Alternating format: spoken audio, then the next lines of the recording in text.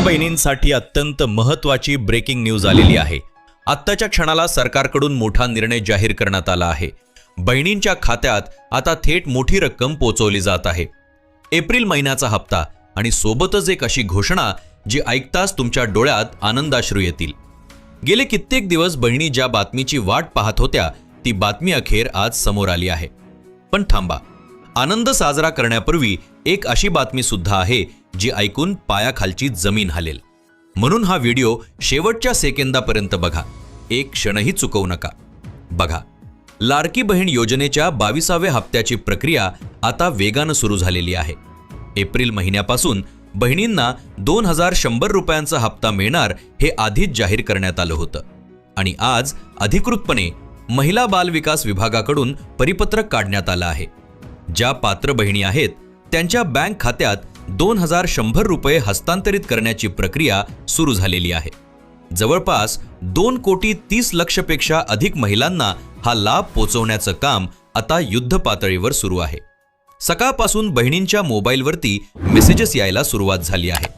Bank अकाउंटमध्ये 2100 रुपये जमा झाल्याचे मेसेज लाडक्या बहिणींना मिळत आहेत। हा क्षण जणू एखाद्या सणासारखा आहे। पण इथेच कथेला वेगळं वळण लागतं, कारण यावेळी सरसकट सगळ्यांना हप्ता मिळणार नाहीये। जणू एखाद्या चाळणीतून बारीक दाणे गाळावे तसं आता पात्र आणि अपात्र महिलांची छाननी सुरू झाली आहे। प्रशासनानं आता कडक भूमिका घेतलेली आहे आणि ही भूमिका ऐकून अनेक बहिणींच्या छातीत धडधडायला लागेल। बघा, आज सध्या 15 जिल्ह्यांमध्ये पहिल्या टप्प्यात हप्ता वितरण सुरू झालं आहे आणि फक्त 10 बँकांमध्ये पैसे जमा होत आहेत। सगळ्या बँकांमध्ये एकाच वेळी पैसे येणार नाहीत। हे ऐकून जर तुम्हाला अस्वस्थ वाटत असेल तर पुढची बातमी ऐकायला तयार राहा, कारण ती अजून धक्कादायक आहे। मुख्यमंत्र्यांनी आज स्पष्टपणे सांगितलं का? सगळा मुख्यमंत्रीमध्ये सांगितलं देखता की यंदाच्या वर्षासाठी लाडकी बहीण योजनेसाठी 46,000 कोटींची तरतूद करण्यात आलेली आहे। प्रत्येक पात्र बहिणीला दर महिन्याला 2100 रुपये मिळतील, परंतु हा लाभ फक्त त्यांनाच मिळेल ज्या खऱ्या अर्थानं पात्र आहेत। आता अपात्र महिलांना बाहेर काढण्याची मोहीम अत्यंत तीव्र झालेली आहे। जणू एखाद्या गुप्त ऑपरेशन सारखी ही प्रक्रिया सुरू आहे आणि यामध्ये जवळपास 25 लाख महिलांना योजनेतून वगळण्यात आलं आहे। हा आकडा ऐकून डोळे विस्फारतील। आता बघा, अदितीताई तटकरे यांनी काल पत्रकार परिषदेत अत्यंत महत्त्वाची माहिती दिली। त्यांनी सांगितलं की आता प्रत्येक महिलेच्या अर्जाची डिजिटल पडताळणी केली जात आहे आणि या पडताळणीमध्ये 7 गोष्टी तपासल्या जात आहेत। या 7 गोष्टी तुम्ही ताबडतोब चेक करायच्या आहेत, नाहीतर तुमचा हप्ता तर बंद होईलच, पण आधीचे पैसे सुद्धा परत मागितले जातील। हे एखाद्या तलवारीच्या धारेवर चालण्यासारखं आहे, म्हणून लक्षपूर्वक ऐका। पहिली गोष्ट बघा, तुमचा आधार कार्ड काढा आणि बँकेचं पासबुक काढा। दोन्हीवर तुमचं नाव तपासा। इंग्लिश मधलं स्पेलिंग अक्षरन अक्षर जुळायला हवं। तुमचं नाव तुमच्या पतीचं किंवा वडिलांचं नाव आणि आडनाव हे तंतोतंत सेम पाहिजे। एक अक्षर जरी इकडं तिकडं असलं तरी तुमचा हप्ता अडकणार आहे। दुसरी गोष्ट, तुमची जन्मतारीख। आधार कार्डवर जी जन्मतारीख आहे ती बँकेच्या रेकॉर्डमध्ये हुबेहूब जुळायला पाहिजे। बऱ्याच बहिणींच्या आधार कार्डवर फक्त जन्मवर्ष नोंदवलेलं आहे, तारीख आणि महिना नाही। जणू एखाद्या अर्धवट लिहिलेल्या पत्रासारखी ही परिस्थिती आहे। अशा बहिणींनी ताबडतोब आधार कार्ड अपडेट करून घ्यायला हवं। तिसरी गोष्ट अत्यंत गंभीर आहे।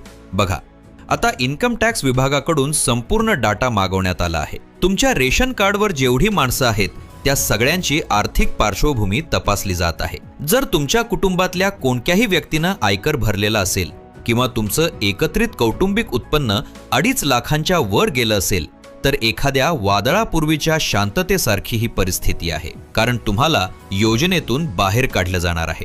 चौथी गोष्ट बघा, ज्या महिलांच्या घरात 4 चाकी वाहन आहे म्हणजे कार आहे आणि ती कार कुटुंबातल्या कोणत्याही व्यक्तीच्या नावावर नोंदणीकृत आहे, तर आता आरटीओ कडून सगळा डाटा घेतला जात आहे। प्रत्येक वाहनाची नोंद तपासली जात आहे। जणू एखाद्या बारीक जाळ्यातून काहीही सुटणार नाही अशी ही व्यवस्था उभी करण्यात आली आहे। तेव्हा ज्यांच्या नावावर 4 चाकी वाहन आहे त्यांनी सावध व्हा।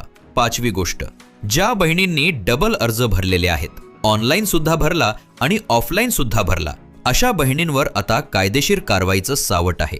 हे ऐकून अंगावर शहारे येतील.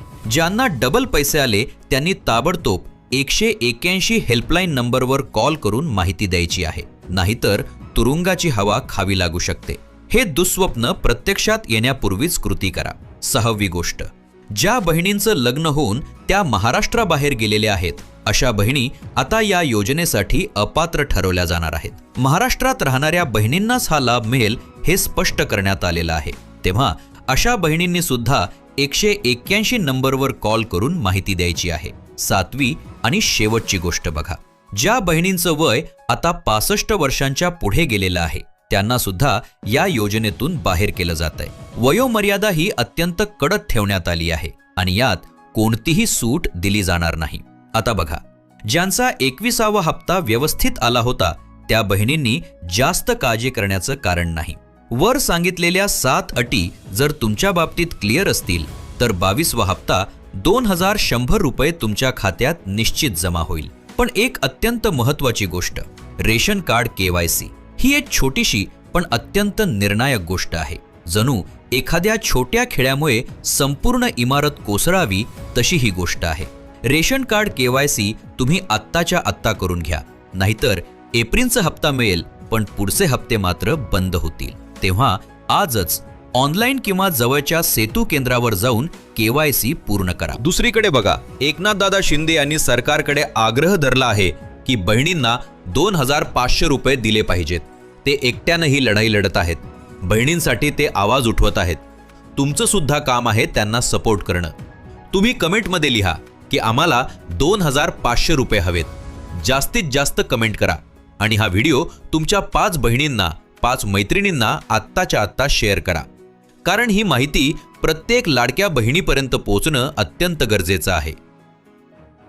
आता बघा, पुढच्या महिन्यापासून म्हणजे मे महिन्यापासून प्रत्येक महिन्याच्या 1 तारखेलाच हप्ता जमा करण्याचं नियोजन शासनानं केलं आहे. बहिणींना आता वाट पाहावी लागणार नाही. पहिल्या आठवड्यातच पैसे खात्यात दिसतील. पण हा प्रवास इथं संपत नाही. खरी परीक्षा आत्तापासून सुरू होत आहे. तुमच्या अर्जाची पडताळणी, तुमच्या कागदपत्रांची तपासणी हे सगळं अत्यंत बारकाईनं होत आहे. तेव्हा सावध रहा, सतर्क रहा आणि प्रत्येक अपडेट मिळवण्यासाठी लाईव्ह महाराष्ट्र 24 चॅनलला आत्ताच सबस्क्राईब करा. बेल आयकॉन ऑल प्रेस करा. भेटूया पुढच्या व्हिडिओमध्ये एका नवीन अपडेट सोबत. धन्यवाद.